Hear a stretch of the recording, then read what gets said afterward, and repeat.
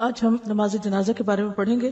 کسی نے ایک چھوٹا سا واقعہ لکھا ہے کہ ایک پی ایچ ڈی ڈاکٹر صاحب کے والد کا انتقال ہوا تو انہوں نے ایک عالم دین سے کہا کہ آپ نے نماز جنازہ پڑھانا ہے۔ جنازے کے بعد اس ڈاکٹر نے زار و قطار رونا شروع کر دیا۔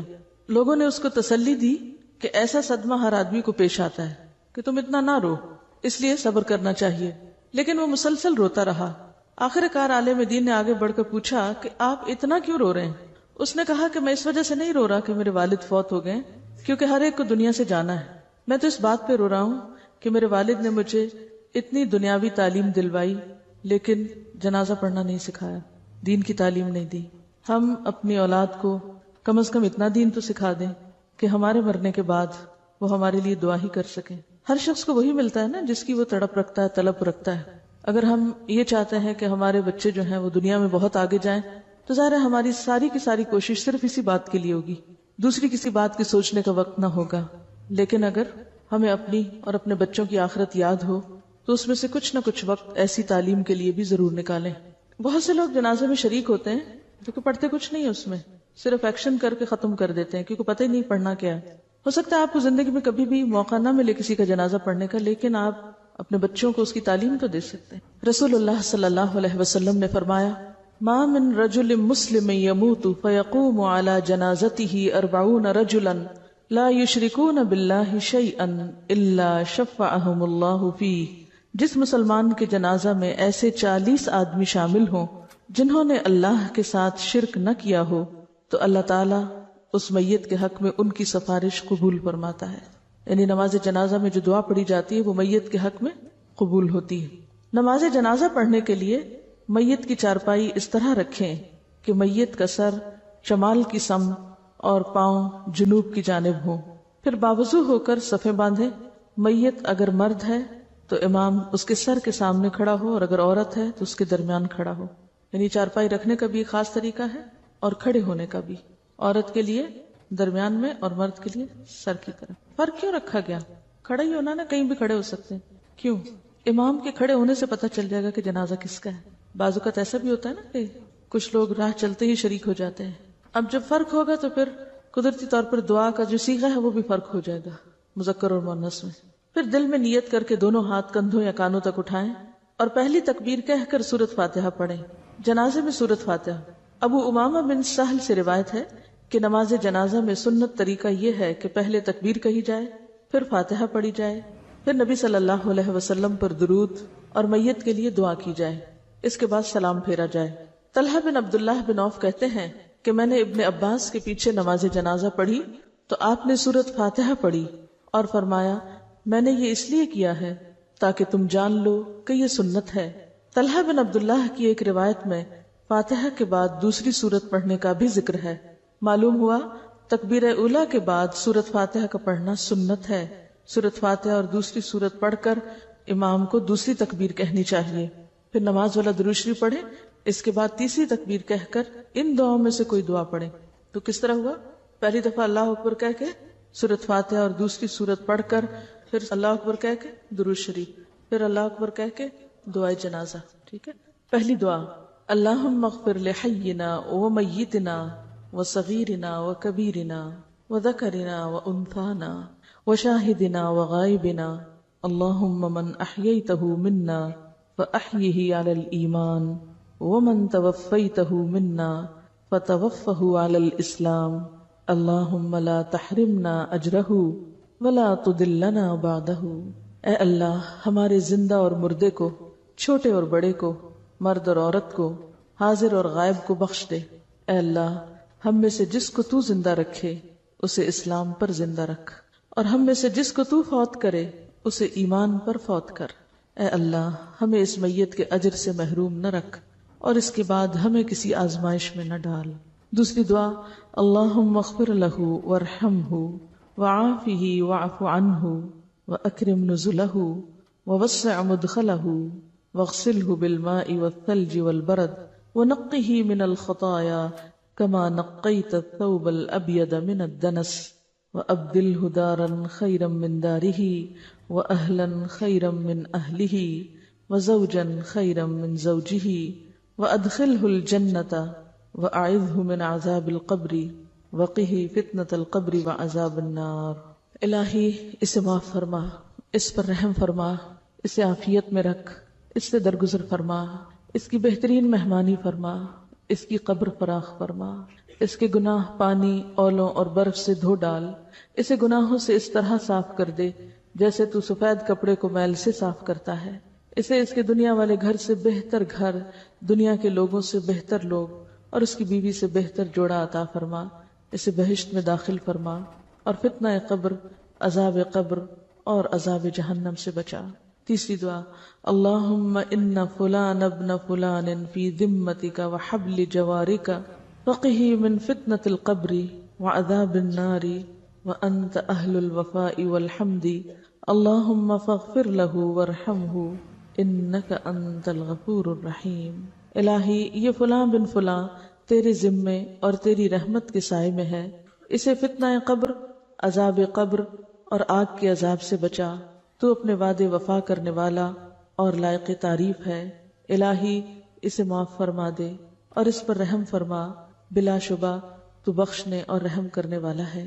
چوتھی دعا، اللہم عبدک وابن امتک احتاج الی رحمتک وانت غنی عن عذابہ ان کان محسنا فزد فی حسناتہ وان کان مسیئا فتجاوز عنہ۔ الہی تیرا یہ بندہ، تیری بندی کا بیٹا تیری رحمت کا محتاج ہے، تو اسے عذاب نہ دے تو تجھے کیا پرواہ، اگر یہ نیک تھا تو اس کی نیکیوں میں اضافہ فرما، اور اگر گناہگار تھا تو اسے معاف فرما دے۔ جب کہیں ڈیتھ ہو یہ دعائیں پرنٹ کر کے کاپی کر کے لوگوں کو دی جانی چاہیے، وہاں بیٹھ کے لوگ گپ شپ کرتے ہیں یا اپنا اپنا قرآن پڑھ کے چلے جاتے ہیں، اور جو مردے کو ضرورت ہوتی ہے اس کی طرف کوئی توجہ ہی نہیں کرتا۔ جنازے کے مسائل، رسول اللہ صلی اللہ علیہ وسلم نے فرمایا، جو مومن ثواب کی نیت سے کسی مسلمان کے جنازے کے ساتھ جاتا ہے، اس کے ساتھ رہتا ہے، اس کا جنازہ پڑھتا ہے اور اس کو دفن کر کے فارغ ہوتا ہے، تو اس کے لیے 2 قرات ثواب ہے، ہر قرات احد پہاڑ کے برابر ہے، اور جو صرف جنازہ پڑھ کر واپس آ جاتا ہے تو اس کے لیے 1 قرات ہے۔ رسول اللہ صلی اللہ علیہ وسلم نے فرمایا، میت کو جلد دفن کرو، اگر وہ نیک ہے تو جس طرف تم اسے بھیج رہے ہو وہ اس کے لیے فائدہ مند ہے، اور اگر وہ برا ہے تو اس کو اپنی گردنوں سے اتار دو گے۔ سنت یہ ہے کہ نماز جنازہ میں سورۃ فاتحہ اور دعائیں آہستہ پڑھی جائیں۔ حضرت عبداللہ بن عباس نے جنازہ میں تعلیماً فاتحہ بلند آواز سے پڑھی۔ تعلیماً کا کیا معنی ہے؟ سکھانے کے لیے، جیسے صلاۃ التسبیح اگر کبھی اونچی پڑھ دی جائے تاکہ لوگوں کو اگر وہ کلمہ نہیں آتا تو سن سن کے یاد کر لیں، تو صحابہ کرام کے طرز عمل سے اس کی رخصت موجود ہے۔ اس کو روٹین نہیں بنانا چاہیے، لیکن ایک غرض کے فرق ہونے سے طریقے میں کچھ نہ کچھ فرق کیا جا سکتا ہے، اور اگر وہ خاص طور پر صحابی سے ثابت ہو۔ لہٰذا نماز جنازہ میں امام تعلیماً اونچی آواز سے قرات کر سکتا ہے، کیونکہ بہت سے لوگ ایسے جنازے میں آج شریک ہوتے ہیں نا جن کو پتہ ہی نہیں ہوتا کہ اب پڑھنا کیا ہے۔ یہاں نیچے حاشیہ دیکھیے 4 نمبر، تعلیم کے علاوہ مطلقاً جائز ہونے کی بنا پر بھی بلند آواز سے جنازہ پڑھایا جا سکتا ہے۔ چنانچہ عوف بن مالک فرماتے ہیں، نبی صلی اللہ علیہ وسلم نے نماز جنازہ میں ایک دعا پڑھی جو میں نے یاد کر لی، اور میں نے تمنا کی کہ کاش یہ میرا جنازہ ہوتا، یعنی اتنی اچھی دعا ہوئی اس کے لیے۔ نبی صلی اللہ علیہ وسلم نے فرمایا، جب تم جنازہ دیکھو تو کھڑے ہو جاؤ، جو شخص جنازے کے ساتھ جائے اس وقت تک نہ بیٹھے جب تک جنازہ نہ رکھا جائے۔ نبی صلی اللہ علیہ وسلم نے شہداء کو خون سمیت دفنانے کا حکم دیا، نہ ان پر نماز جنازہ پڑھی نہ ان کو غسل دیا۔ حضرت ابو ہریرہ رضی اللہ عنہ نے نماز جنازہ کی 4 تکبیریں روایت کی۔ حضرت زید بن ارقم رضی اللہ عنہ نماز جنازہ پر 4 تکبیرات کہتے، ایک جنازے پر انہوں نے 5 تکبیرات کہیں اور فرمایا رسول اللہ صلی اللہ علیہ وسلم اس طرح بھی کرتے تھے، یعنی اس کی بھی گنجائش ہے۔ رسول اللہ صلی اللہ علیہ وسلم نے سہیل رضی اللہ عنہ اور ان کے بھائی کی نماز جنازہ مسجد میں پڑھائی، تو اس سے کیا پتہ چلتا ہے مسجد میں بھی جنازہ پڑھایا جا سکتا ہے۔ صدیق اکبر کی نماز جنازہ بھی مسجد میں پڑھی گئی۔ فاروق اعظم کی نماز جنازہ حضرت صہیب نے مسجد میں پڑھائی۔ رسول اللہ صلی اللہ علیہ وسلم نے فرمایا، 4 مسلمان جس مسلمان کی تعریف کریں اور اچھی شہادت دیں، اللہ اس کو جنت میں داخل کرے گا۔ ہم نے عرض کیا اور 3؟ آپ نے فرمایا 3 بھی۔ ہم نے عرض کیا اور 2؟ آپ نے فرمایا 2 بھی۔ لیکن ایک بات یاد رکھیے کہ کسی کی تعریف کرنا ہو یا تنقید، دونوں میں سچائی ہونی چاہیے۔ جھوٹی تعریفوں سے کچھ فائدہ نہیں، یعنی اگر کوئی کسی کی تعریف کرے بھی اور اس میں کوئی سچائی نہ ہو تو اللہ کو تو پتہ ہے، اس لیے اس حدیث کو پڑھ کر یہ غلط فہمی نہ ہو کہ یہ تعریف کو ایک منوپلی ہے کہ کچھ لوگ مل جل کے کہیں کہ ٹھیک ہے، کسی کو کوئی رشوت دے کے مر جائے کہ دیکھو میرے بات تم، چاہے میں غلط ہوں مگر میری تعریفیں کرنا تاکہ فرشتے لکھ لیں. تو جو شخص جس تعریف کا مستحق نہ ہو تو وہ تعریف اس کو فائدہ بھی نہیں دیتی. اور یہ بھی یاد رکھیے کہ اگر آپ کا دل دوسروں کے لیے کھلا ہوگا، آپ دوسرے کی خوبی بیان کریں گے تو وہ بھی آپ ہی کے حق میں اچھا ہے. اور اگر آپ دوسروں کے عیب ہی چنتے رہے تو پھر اللہ تعالیٰ ایسے لوگ مقرر کر دے گا جو آپ کے عیب ہی چنتے رہیں گے. حضرت عثمان بن مظعون جو تھے، ام العلا انصاریہ جن کے گھر میں انہوں نے وفات پائی، وہ فرماتی ہیں کہ جب تجہیز و تکفین کے بعد جنازہ تیار ہوا تو آن حضرت صلی اللہ علیہ وسلم تشریف لائے. میں نے کہا ابو الصائب تم پر خدا کی رحمت ہو، میں گواہی دیتی ہوں کہ خدا نے تم کو معزز کیا. میں اس بات پہ گواہ ہوں کہ خدا نے تمہیں بہت عزت بخشی ہے. ارشاد ہوا تمہیں کس طرح معلوم ہوا کہ خدا نے انہیں معزز کیا؟ میں نے عرض کی کہ میرا ماں باپ آپ پہ فدا ہو یا رسول اللہ، پھر خدا کس کو معزز کرے گا اگر عثمان بن مظعون کو نہیں؟ فرمایا عثمان کو درجہ یقین حاصل تھا اور میں اس کے لیے بہتری کی امید رکھتا ہوں، لیکن خدا کی قسم میں رسول خدا ہو کر بھی نہیں جانتا کہ میرا انجام کیا ہوگا. اور اس غلطی کا ہم میں سے بہت سے لوگ شکار ہیں. جب کوئی فوت ہو جائے تو اس کے لیے تعریف میں ایسے ایسے لفظ بعض اوقات مبالغہ آرائی کے استعمال کرتے ہیں کہ جو زیب نہیں دیتے. مثلا ایک جملہ آپ نے سنا ہوگا، میرے والد جنتی یہ فرمایا کرتے تھے. یہ لفظ مجھے کئی دفعہ سننے کا اتفاق ہوا ہے. میرے والد جنتی، کس نے کہا وہ جنتی ہیں؟ کس نے کہا؟ آپ یہ تو کہہ سکتے مجھے امید ہے، لیکن کسی کے بارے میں یہ کہنا کہ تم جنتی ہو یا فلاں جنتی ہو یا ایسی تعریف کرنا، اللہ کے رسول صلی اللہ علیہ وسلم نے اس سے منع فرمایا ہے. جہاں ایک طرف تعریف جو ہے وہ بخشش کا ذریعہ ہے مردے کی، وہاں جھوٹی تعریف آپ کی پکڑ کا ذریعہ ہے. آپ غیب دانی کا دعویٰ کر رہے ہیں، تو الفاظ کے استعمال میں بہت محتاط ہونے کی ضرورت ہے. اور آپ کو معلوم ہے کہ یہ ان عثمان کے بارے میں آپ کہہ رہے ہیں کہ آپ کو ان کی وفات کا اتنا شدید غم تھا کہ آپ نے 3 دفعہ جھک کر ان کی پیشانی کو بوسہ دیا، یعنی ڈیڈ باڈی کے پیشانی کو 3 دفعہ جھک کے بوسہ دیا، اور اتنا روئے آپ کہ آپ کے آنسو سے ان کا چہرہ تر ہو گیا. اور آپ نے فرمایا کہ ابو صاحب میں تم سے جدا ہوتا ہوں، تم دنیا سے اس طرح نکل گئے کہ تمہارا دامن ذرا بھی اس سے ملوث نہ ہوا، یعنی تمہارے اندر کوئی دنیا کی محبت نہ تھی. لیکن جب انہی کے بارے میں یہ کہا گیا کہ یہ جنتی ہیں تو آپ وہاں خاموش نہیں رہے. آپ نے کہا تمہیں کیسے پتا چلا؟ مجھے تو اپنے بارے میں نہیں پتا. اور پھر آپ نے خود ان کی جنازہ کی نماز پڑھائی، قبر کے کنارے کھڑے ہو کر اہتمام سے دفن کرایا اور بہت ہی ان کی قدردانی کی، لیکن ناروا تعریف نہیں. اعتدال کا دامن تھامنا سب سے مشکل کام ہے دنیا میں، سب سے مشکل کام ہے دنیا میں اعتدال سے رہنا. ہم جب کسی کی تعریف کرنے لگتے ہیں تو کیا کرتے ہیں؟ اس میں مبالغہ آرائی، جھوٹ، غلط بیانی، جس کا وہ مستحق نہیں وہ بھی باتیں کہ کیا پتا اس سے اس کی بخشش ہو جائے، لہٰذا کہہ دو جو کہنا ہے، چاہے دل کچھ کہہ رہا اور زبان کچھ اور. آپ نے عام طور پہ دیکھا ہوگا جب کوئی فوت ہوتا ہے تو لوگ جھوٹی سچی تعریفیں شروع کر دیتے ہیں، چاہے وہ ڈیزرو کرتا ہو یا نہ کرتا ہو، شاید یہی سوچ کے کہ چلو اس سے اس کی بخشش ہو جائے گی. اسی طرح کسی سے اختلاف ہو تو اس موقع پر دامن تھام کے، دل تھام کے انصاف کی بات کرنا، یہ بھی دیکھنے میں نہیں آتا. کسی کی ایک غلطی دیکھ کر اس کو پورے کا پورا کنڈم کر دیا جاتا ہے، کسی کی ایک خوبی دیکھ کر اس کو جنرلائز کر کے اس کی ساری خامیوں پہ پردہ ڈال دیا جاتا ہے. آپ نے کیا پڑھا فقہ اسلامی میں؟ کیا طریقہ تھا ہمارے سلف کا؟ کیا کیا کرتے تھے؟ کس طرح رہتے تھے وہ؟ اختلاف کے باوجود حسن زن سے کام لیتے تھے. اور بعضوں کے چھوٹے چھوٹے اختلاف نہیں، بڑے بڑے بھی اختلاف ہوئے، لیکن کسی نے کسی کو کافر قرار نہیں دیا، کسی نے کسی کو واجب القتل قرار نہیں دیا، کسی نے کسی کی ایک غلطی دیکھ کر اس کی ساری خوبیوں کو رگیدا نہیں. تو یہ جو جنرلائزیشن کا مسئلہ ہے، اس پر بھی بہت احتیاط کی ضرورت ہے. اس طرح تو دنیا میں کوئی ایک شخص بھی معصوم نہیں ملے گا آپ کو کہ جس سے آپ استفادہ کر سکتے. آپ سب کے لیے مغفرت کی دعا کر سکتے ہیں. اور یہاں تک آپ دیکھیے کہ ہمیں تو نہیں پتا ہوتا نا کہ کسی کا ایمان کیا تھا، لیکن آپ کو پتا تھا عبداللہ بن ابی کا ایمان کیا ہے، پھر بھی آپ دعا کے لیے تیار ہو گئے، لیکن اللہ کی طرف سے آپ کو روک دیا گیا کیونکہ ان کا نفاق واضح تھا. تو ظاہر کافر کے لیے دعا مانگنا منع ہے، مشرک کے لیے منع ہے، منافق کے لیے منع ہے. لیکن آج کے دور میں آپ کسی کا نفاق نہیں جانتے، اس لیے اپنی طرف سے حسن ظن رکھتے ہوئے ہر ایک کے لیے بھلے کی دعا کر دیں، لیکن جھوٹی تعریفیں کسی کی بھی نہ کریں، اور نہ ہی کسی سے اختلاف پر غلط زبان استعمال کریں. ما يلفظ من قول الا لديه رقیب عتید. کوئی نہیں چھڑائے گا آپ کو، اپنا حساب خود دینا پڑے گا. بعض اوقات ہم صرف میت کے لواحقین کو خوش کرنے کے لیے جھوٹی تعریفیں شروع کر دیتے ہیں. بہت ہی کامن ہے یہ بات کہ زندگی میں ایک دوسرے کی شکل بھی نہیں دیکھتے، اور جب فوت ہوتے ہیں تو صرف لوگوں کے دکھاوے کے لیے جھوٹی تعریفیں کر رہے ہوتے ہیں. اصل میں جھوٹی منافقت ہے اور جھوٹ عام ہو گیا ہے. میں سمجھتی ہوں کہ اگر ہم سب کی ایک چیز کی اصلاح ہو گئی اور وہ جھوٹ ہے، ساری چیزیں درست ہو جائیں. اور اگر اس سے نہیں نکلے تو پھر صرف خول ہے دینداری کا، لبادہ ہے. جی یہ کہتی ہیں کہ بعض اوقات ہم کسی کو جانتے نہیں ہوتے، وہاں ہم تعریف کر ہی نہیں سکتے، ظاہر ہے کہ بغیر جانے آپ کسی کی تعریف کیسے کریں گے؟ تو ایسے موقع پر دعا کریں کہ اللہ تعالیٰ ان پہ اپنی رحمت فرمائے، ان کی بخشش کی دعا مانگے. کبھی بھی کچھ کہنے لگے تو ذرا رک کے ضرور سوچا کریں یہ بات میرے دل کی بات ہے یا بس دوسرے کو خوش کرنے کے لیے کہہ رہی ہیں. دیکھیے کوئی اگر ہم سے خوش ہو بھی گیا تو کیا دے گا ہمیں، بتائیں تھوڑی دیر کے لیے سوچیں کیا دے گا کوئی. اور اگر کوئی ہم سے ناراض ہو بھی گیا کیا نقصان ہو جائے گا؟ بندوں کے ہاتھ میں ہمارا رزق ہے. اللہ کو ناراض کرتے ہیں، پرواہ ہی نہیں، فکر ہی نہیں. اسی طرح شہید کہنے سے بھی روکا گیا ہے، اور یہ کتنا کامن ہے ہمارے ملک میں، ہر دوسرا بندہ شہید ہے. ٹھیک ہے اللہ سب کی شہادت قبول کرے، کیونکہ شہادت تو نیت کے ساتھ ہے. غائبانہ نماز جنازہ. غائبانہ نماز جنازہ پڑھنے پر نجاشی کے قصے سے دلیل لی جاتی ہے. یہ قصہ صحیح بخاری اور صحیح مسلم میں موجود ہے. حبشہ میں نجاشی کی وفات ہوئی اور مدینہ میں رسول اللہ صلی اللہ علیہ وسلم نے صحابہ کو ہمراہ لے کر اس کی نماز جنازہ پڑھائی. اس سے معلوم ہوا کہ میت کی غائبانہ نماز جنازہ پڑھی جا سکتی ہے. یہی جمہور کا مسلک. کسی صحابی سے اس کی ممانعت مروی نہیں. اب یہ جو اصل مؤلف ہیں ان کے اوپر حاشیہ ہے، اختلافی بات ہے. کچھ لوگوں نے حدیث قبول نہیں کی، انہوں نے مختلف قیدیں، شرطیں اور عذر تراشے ہیں، لیکن یہ سب ان کے اپنے عقلی خیالات ہیں، شرعاً اس کی کوئی دلیل نہیں.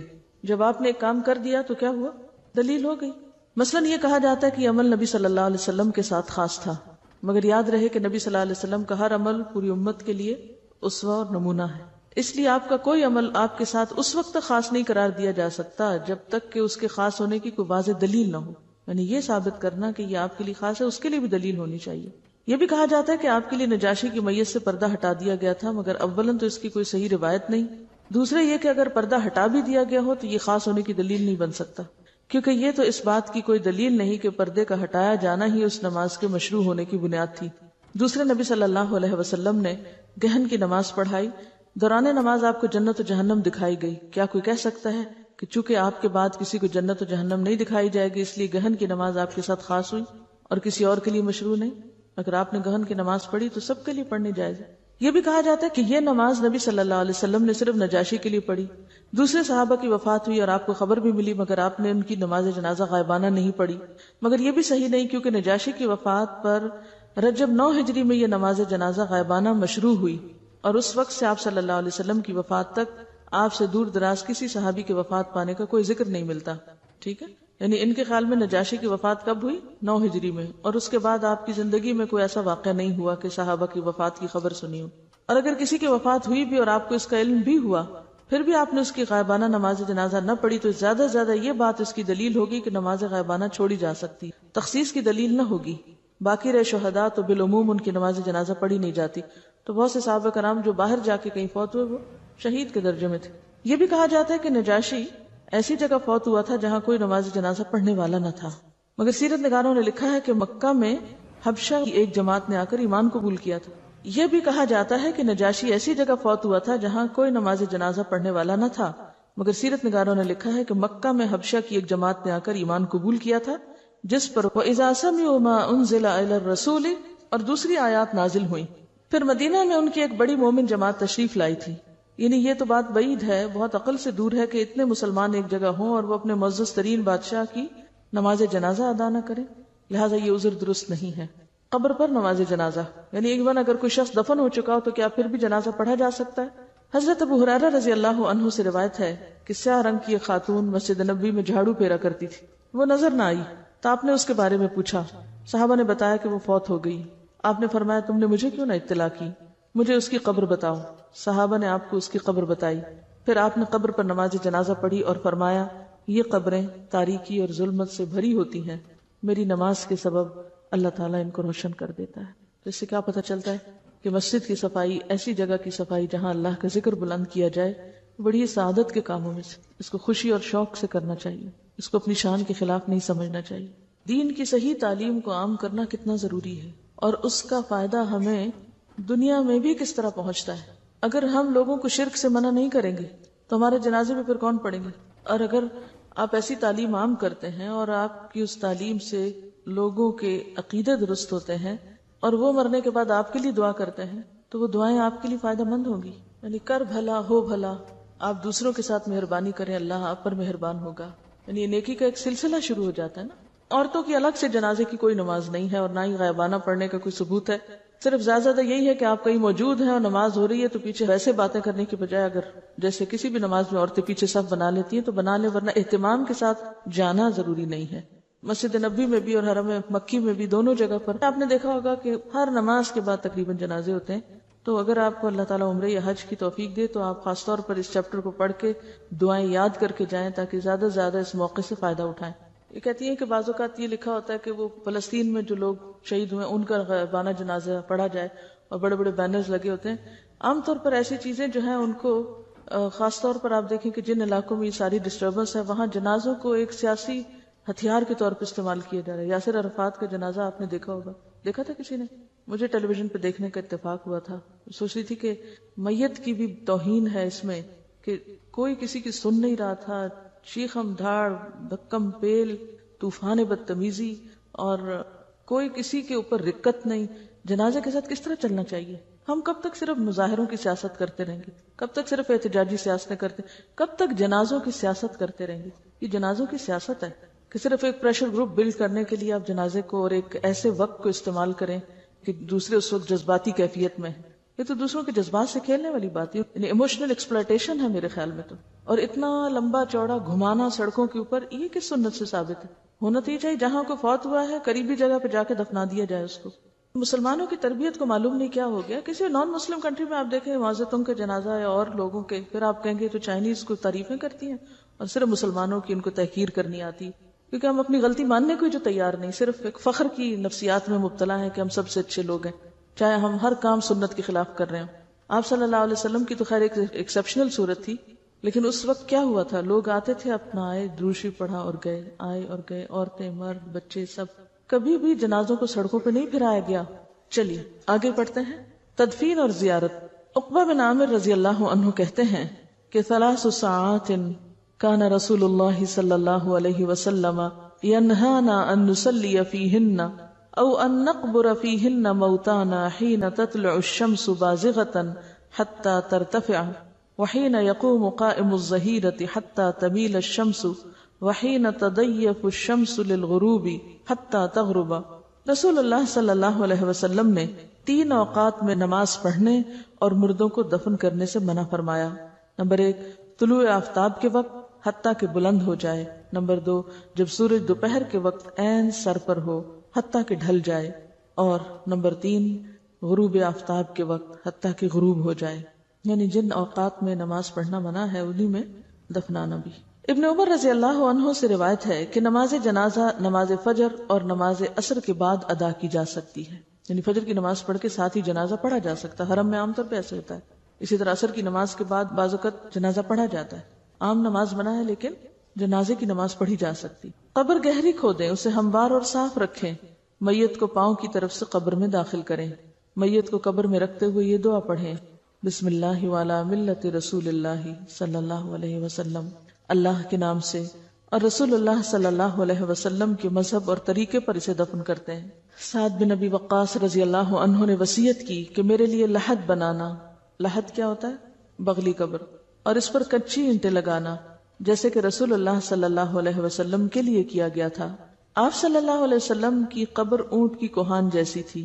پھر قبر پر مٹی ڈال کر سب لوگ میت کے لیے بخشش اور ثابت قدمی کی دعا مانگیں۔ جنازہ کے بعد قبرستان سے نکل کر دعا کرنا رسول اللہ صلی اللہ علیہ وسلم سے ثابت نہیں۔ قبروں کو پختہ بنانے کی ممانعت۔ قبروں کو اونچا کرنا، پختہ بنانا، ان پر گنبد اور قبے بنانا حرام ہے۔ جابر رضی اللہ عنہ کہتے ہیں کہ رسول اللہ صلی اللہ علیہ وسلم نے پختہ قبریں اور ان پر عمارت وغیرہ بنانے سے منع کیا۔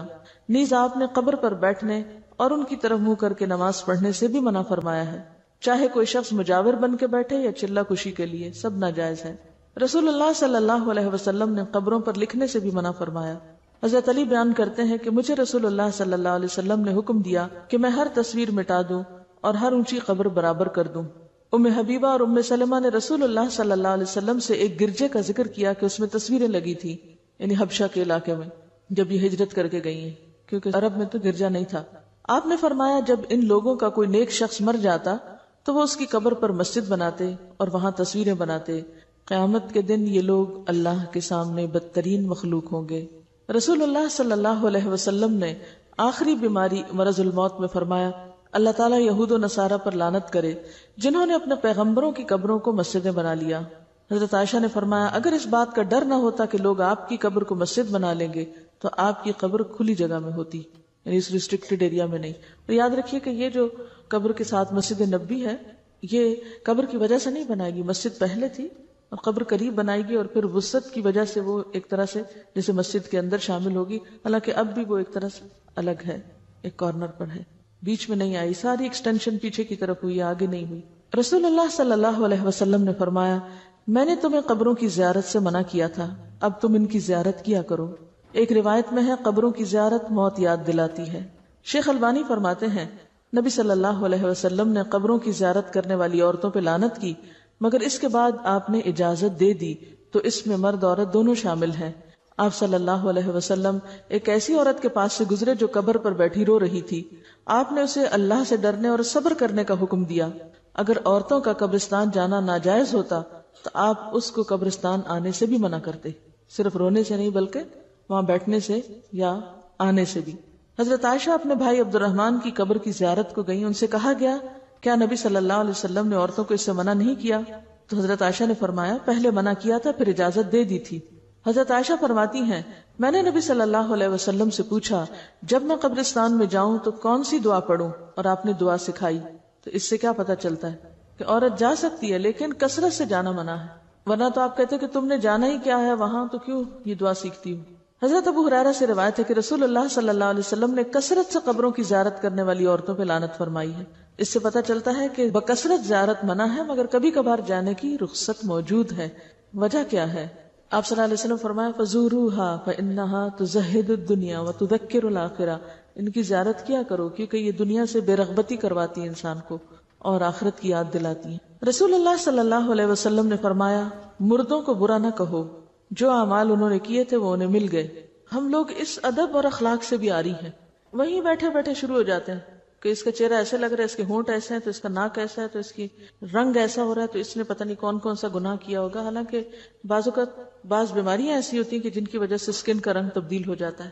اور ایک بات یاد رکھیے کہ جو شخص یہ کہتا ہے کہ لوگ ہلاک ہو گئے وہ سب سے زیادہ ہلاک ہونے والا ہے۔ کوئی حق نہیں کسی کو کہ کسی کے بارے میں کچھ طرح کمنٹ کرے، یعنی کسی کی تعریف اگر نہیں کر سکتے تو اس کی برائیوں پر بھی زبان نہ کھولو کیونکہ وہ اپنے انجام کو پہنچ گئے۔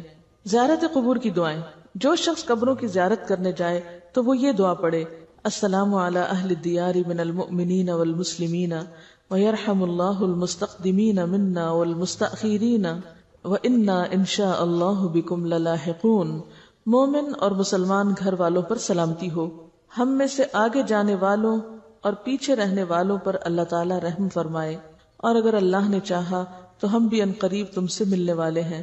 مسلم ہی کی ایک روایت میں یہ الفاظ بھی ہیں اسأل اللہ لنا ولکم العافیہ، میں اللہ تعالیٰ سے اپنے اور تمہارے لیے عافیت کی دعا کرتا ہوں۔ آپ نے سوال یہ کیا تھا کہ اگر کوئی شخص کہیں فوت ہو جائے تو اس کو ٹرانسپورٹ کر کے دوسری جگہ لے جایا جا سکتا ہے؟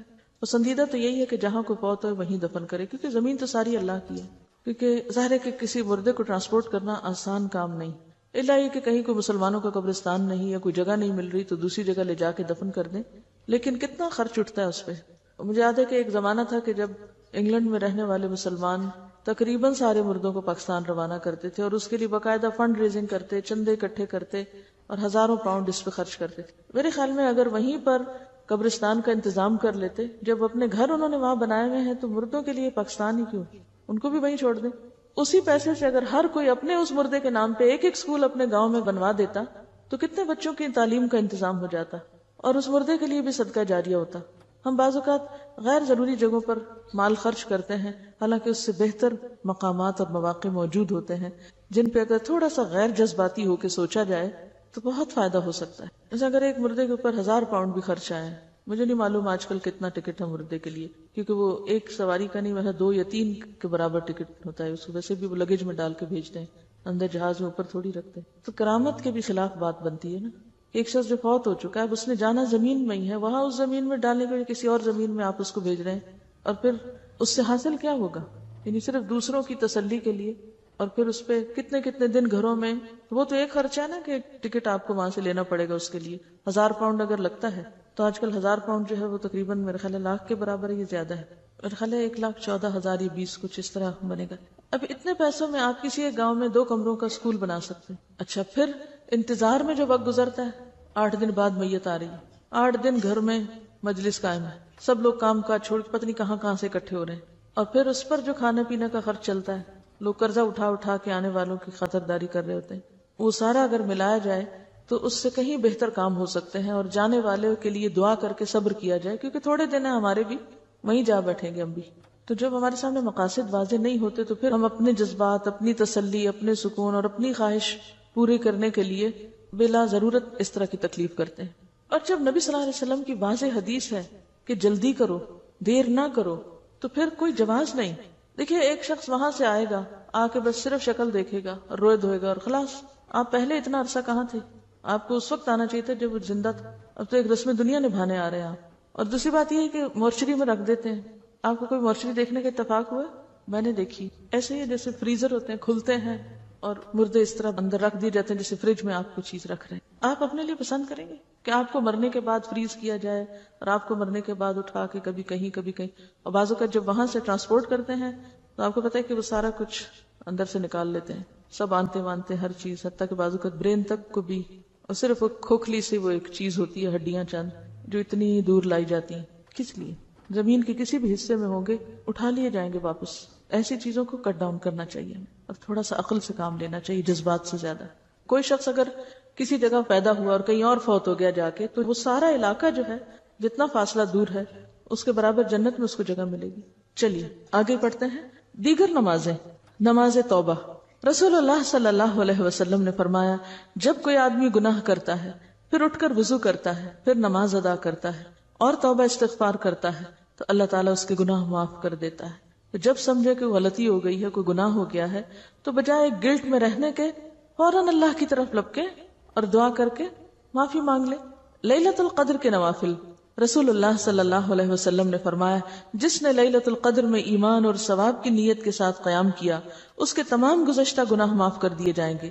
لیلۃ القدر رمضان المبارک کے آخری عشرے کی طاق راتوں یعنی 21، 23، 25، 27 اور 29 میں سے ایک رات ہے. 15ویں شعبان کے نفل. 15ویں شعبان کی رات شب برات کے نوافل کے لیے قیام کرنے اور جاگنے کا اہتمام کرنا احادیث صحیحہ سے ثابت نہیں ہے. اس طرح صرف 15 شعبان کو روزہ رکھنے والی روایت بھی جو ابن ماجہ میں ہے سخت ضعیف ہے. قیامت کے دن صرف وہی نماز قبول ہوگی جو نبی صلی اللہ علیہ وسلم کی سنت کے مطابق ہوگی. ایک اور نماز جس کے بارے میں سوال کیا گیا تھا وہی صلاۃ حاجت، کہ اس کا ذکر نہیں آیا. بات یہ ہے کہ صلاۃ حاجت بنیادی طور پر کیا ہے؟ حاجت کی نماز. حاجت کی نماز سے مراد کیا ہے؟ کہ جب آپ کو کوئی ضرورت پیش آئے، جیسے حدیث میں آتا ہے آپ صلی اللہ علیہ وسلم کو جب بھی کوئی مشکل پیش آتی تو آپ فوراً نماز کی طرف لپکتے، جیسے قرآن میں بھی آتا ہے وَاسْتَعِینُوا بِالصَّبْرِ وَالصَّلَاةِ، صبر اور نماز کے ساتھ مدد لو. تو اس میں آپ جا کے 2 رکعت نفل پڑھ کے اللہ سے دعا کر لیں، یہی صلاۃ حاجت ہے. وہ جو دعا ہے اس کے بارے میں بعض لوگوں کا خیال ہے کہ اس کی سند ضعیف ہے، لیکن بحیثیت دعا کے یعنی بحیثیت دعا اس میں کوئی کمی بیشی نہیں ہے. اگر آپ یہ نہ سمجھیں کہ یہ نبی صلی اللہ علیہ وسلم سے ثابت ہے، اور ویسے دعاؤں میں بحیثیت دعا کے اس کو پڑھ لیں جیسے آپ اپنی اردو پنجابی کی دعائیں مانگتے ہیں، تو اس طرح تو کوئی حرج نہیں. لیکن یہ سوچنا کہ یہ چیز نبی صلی اللہ علیہ وسلم سے اسی طریقے کے ساتھ ثابت ہے تو ایسا نہیں ہے، کیونکہ روایت میں ذوق ہے، اس لیے اس مخصوص طریقے کی پابندی لازم نہیں، یعنی اس مخصوص طریقے کی پابندی نہیں کرنی چاہیے. لیکن 2 رکعت نماز پڑھنے سے کوئی چیز آپ کو نہیں روکتی. آپ کو جب بھی کوئی حاجت ہو آپ اس وقت 2 رکعت نماز پڑھ سکتے ہیں، یہی صلاۃ حاجت ہے. ٹھیک ہے، چلیے کام تمام. تو الحمدللہ آپ کی کتاب مکمل ہوئی. وآخر دعوانا ان الحمدللہ رب العالمین. سبحانک اللہم وبحمدک نشہد ان لا الہ الا انت نستغفرک ونتوب الیک. السلام علیکم ورحمۃ اللہ وبرکاتہ.